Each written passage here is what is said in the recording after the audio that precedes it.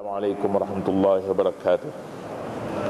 Bismillahirrahmanirrahim. Alhamdulillahirabbil alamin wassalatu wassalamu ala asyrafil mursalin sayyidina Muhammadin wa ala alihi wa sahbihi ajma'in. Pagi ini kita baca ayat 29. A'udzu billahi minasyaitonir rajim. Bismillahirrahmanirrahim. Inni uridu an tabu'a bi ismi wa ismik fatakuna min ashabin nar wa dzalika jazaa'uz zalimin. Fatawwa'at lahu nafsuhu qatla akhihi faqatalahu faasbaha minal khasirin. Sadaqallahul azim. Inni uridu an tabu'a bi ismi wa ismik. Sesungguhnya aku, yakni Habil, mahu supaya engkau kembali dengan membawa dosa membunuh aku dan dosamu sendiri. Fatakuna min ashabin nari, maka dengan sebab itu menjadilah engkau dari ahli neraka. Wa dzalika jazaa'uz zalimin, dan itulah dia balasan orang-orang yang zalim. Habil yang merupakan seorang yang saleh dan berpandangan jauh, seorang hamba yang taatkan Allah Subhanahu wa taala, tetapi Qabil merupakan seorang pengganas. Habil menyatakan sikapnya apabila dia diberi amaran untuk dibunuh, apabila dia terpaksa menerima keadaan bahawa dia akan dibunuh. Habil sama ada dia menjadi seorang pengganas juga, melawan dan memperjudikan nyawanya, sama ada dia ataupun Qabil yang dibunuh pada ketika itu kerana dia beradu tenaga, ataupun dia memilih mana yang boleh membawa keselamatannya di akhirat. Orang yang mempunyai pandangan yang jauh, dia akan berfikir lebih jauh. Dunia dan akhirat, keselamatan di akhirat adalah segala-galanya. Keselamatan di dunia hanya sementara, tapi belum tentu di akhiratnya bagaimana. Habil menyatakan di sini, inni uridu an tabu'a bi ismi wa ismik. Aku ingin, aku mahu supaya engkau kembali dengan membawa dosa membunuh aku dan dosamu sendiri. Yakni Habil rela menjadi mangsa keganasan daripada menjadi pengganas, kerana pengganas terpaksa menanggung dosa orang lain. Dalam hadis menyebutkan, man laisa min nafsin tuqtalu zulman illa kana ala ibni adam al-awwal kiflun minha atau kiflun min damiha li'annahu awwalu man sanna al-qatl. Tidak ada pembunuhan yang berlaku di muka bumi ini kecuali bagi pembunuh yang pertama ada bahagian dosanya. Ada bahagian dosa sebab dia orang yang pertama mengamalkan dosa ini. Jadi setiap pembunuhan yang berlaku di muka bumi ini, hasilnya akan dapat diberi, sahamnya akan dapat diterima oleh pembunuh yang pertama sebab dia guru yang melakukan dosa ini. Jadi Habil menyatakan, kalau saya mati, awak membunuh saya, awak tangguhlah dosa saya, dosa awak sendiri dan dosa saya. Sebab kalau dibiarkan saya hidup, saya boleh buat pahala lagi, saya boleh buat kebajikan, saya boleh bertaubat, saya panjang lagi umur, banyak saya dapat gunakan untuk kepentingan akhirat saya. Tapi jika awak hapuskan saya, peluang untuk saya berbuat kebajikan sudah tidak ada lagi, peluang untuk saya bertaubat sudah tidak ada lagi. Kalau begitu awak tangguh dosa saya. Inni uridu an tabu'a bi ismi wa ismik fatakuna min ashabin nar. Awak akan jadi akan termasuk dalam golongan neraka. Habil dalam menyatakan sikapnya ini untuk merangsang saudaranya Qabil supaya tidak memilih membunuh. Pilih jalan lain untuk saya, jangan pilih membunuh. Kalau pilih jalan untuk membunuh, saya tidak akan bunuh anda, tapi sebaliknya saya akan pilih keselamatan saya di akhirat. Tengok sikap orang yang mempunyai iman, dia akan memilih di sana mana ada tempat yang ada pahala, itu pilihannya. Dia tidak akan pilih perkara dosa. Demikianlah di mana-mana pun orang mukmin apabila dia berada dalam keadaan mana sekalipun, dia akan pilih di antara dua ni mana yang ada pahala, mana yang ada dosa. Pahala itu yang memilih, yang akan dipilih olehnya. Tetapi sebaliknya pengganas tidak akan memilih itu. Dia pilih mana yang dinasihati oleh nafsunya, mana tindakan yang boleh memuaskan nafsu, sebagaimana yang dipilih oleh Qabil. Inni akhaim wa zalika jazaa'uz zalimin, dan itulah dia balasan orang yang zalim. Balasan orang yang zalim ini iaitulah dia akan mendapat balasan di akhirat, dia akan dibalas neraka, dan setiap dosa pembunuhan yang akan berlaku sehingga akhir kiamat, dia akan mendapat saham daripadanya. Dapat saham. Inilah dia dosa kezaliman ini. Kezaliman merupakan suatu wabak yang berjangkit. Dia wabak zalim, dia tidak berhenti, dia akan menjangkiti orang lain, akan menjangkiti mangsanya, akan lebih ramai dan lebih ramai. Zalim merupakan satu penyakit. Apabila penyakit berjangkit, penyakit ini dia tidak boleh kecuali dihapuskan dari akar umbinya. Ini penyakit zalim yang berjangkit.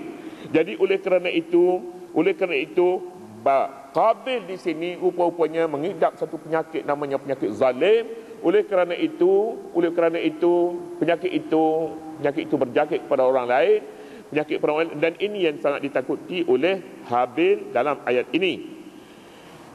Fatawwa'at lahu nafsuhu qatla akhihi faqatalahu fa asbaha minal khasirin. Maka nafsu jahat Qabil mendorongnya sehingga dia tergamak membunuh saudaranya, lalu dibunuhnya. Oleh itu menjadilah dia daripada golongan orang-orang yang rugi. Nafsu mempunyai suatu pertimbangan, akal mempunyai pertimbangan. Dua-dua pertimbangan ini, nafsu berfungsi, akal juga berfungsi. Selalunya nafsu dengan akal ni apabila berlawan, akal kalah. Inilah menjadi manusia jadi rugi. Sebab apa? Sebab akal dengan nafsu dia ada dorongan-dorongan. Dunia memihak kepada nafsu, tidak memihak kepada akal. Qabil di sini, Qabil telah dinasihatkan oleh akal, tapi akal kalah. Akal ialah fitrah semula jadi manusia. Semula jadi manusia ini bersih daripada dosa. Hidup di sini jika berpandukan kepada akal sudah cukup untuk keselamatan. Tetapi nafsu ammarah selalunya memandang kecil kepada dosa, selalunya memandang kecil kepada kesalahan, sekalipun kesalahan membunuh, sekalipun dosa membunuh yang dia tahu dia akan dibunuh balas. Umpamanya, sekalipun begitu dia merasakan tidak apa, dia ada jalan untuk menyelamatkan dirinya. Ini nasihat nafsu. Nafsu kata tidak mengapa, bunuhlah dia, kemudian kita akan selesaikan dengan cara lain. Bunuhlah dia. Tapi akal kata jangan. Akal kita tidak boleh. Bukan caranya membunuh orang lain untuk kita hidup. Kita hidup bersama. Qabil memilih nasihat nafsunya, tekanan nafsunya. Lalu ayat menyatakan fatawwa'at lahu, nafsu jahat Qabil mendorongnya sehingga dia tergamak membunuh saudaranya. Tawwa'a maknanya dia menundukkan.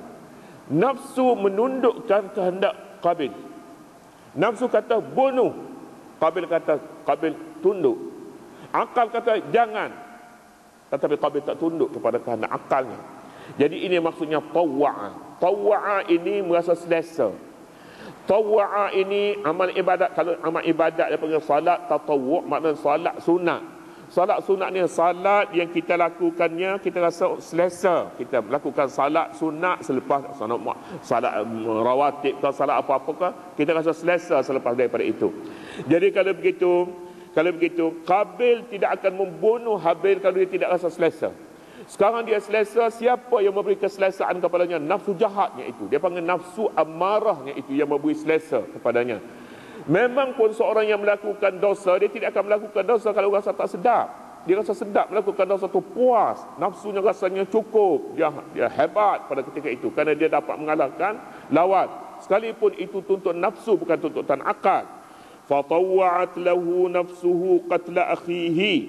Nafsu jahat Qabil itu mendorongnya sehingga dia merasa selesa membunuh saudaranya, lalu dibunuhnya. Faqatalahu, lalu dibunuh. Dibunuhnya ini dalam ceritanya dalam kitab-kitab Taurat dan Injil menyatakan dibunuh ketika Habil sedang berehat, tidur di bawah sebatang pokok. Rupanya tak berani juga Qabil nak datang berdepan ini. Pasalnya dalam buku-buku menyatakan Habil badannya lebih besar, Habil lebih gagah. Kalau berdepan ini belum tentu lagi siapa akan tumbang. Sebabnya mereka pada ketika ini pun tak ada senjata, tak ada lagi pistol apa, tak ada. Dan setinggi-tingginya kita lihat barangkali tengok dulu kuku siapa panjang. Itu saja senjatanya. Kuku siapa panjang. Kuku orang yang lebih sehat dan lebih panjang, kuku Habil. Tapi oleh kerana itu Qabil mencari jalan membunuhnya ketika Habil sedang tidur. Katanya fa asbaha minal khasirin, lalu Qabil termasuk dalam orang yang rugi. Mengapa termasuk dalam orang yang rugi? Rugi kerana fitrahnya yang bersih itu sudah calar, sudah kotor. Dahulu fitrah bersih. Manusia dilahir seorang ibu fitrahnya suci dan bersih. Kini Qabil tidak bersih lagi fitrahnya. Dia rugi pada ketika itu. Dia rugi kerana kehilangan adik-beradiknya laki-laki yang tidak boleh dicari ganti lagi. Dia rugi pada ketika itu. Adik-beradik dalam apa keadaan pun adalah satu darah daripada satu bapa dan satu ibu. Dia kerugian di sini kerana dia bunuh semata-mata kerana mengikuti nafsu, menuruti nafsunya. Dia rugi kerana hidupnya sekalipun dia masih hidup, tapi dia dihantui oleh rasa bersalah sepanjang hayatnya. Dan kerugian yang paling besar sekali ialah kerugian pada hari akhirat. Kerugian pada hari akhirat kerana pada hari ini hidup di akhirat gelap sama sekali kerana dosa ini. Dosa apa? Dosa membunuh saudaranya. Kemudian kisah dia dalam Al-Quran ini tujuan dia bawa kisah bukan untuk mendetail kisah itu. Selalunya orang yang menulis cerita dia nak tahu iklimah tu dapat ke siapa. Siapa yang berjaya bawa iklimah setelah tunangnya dibunuh.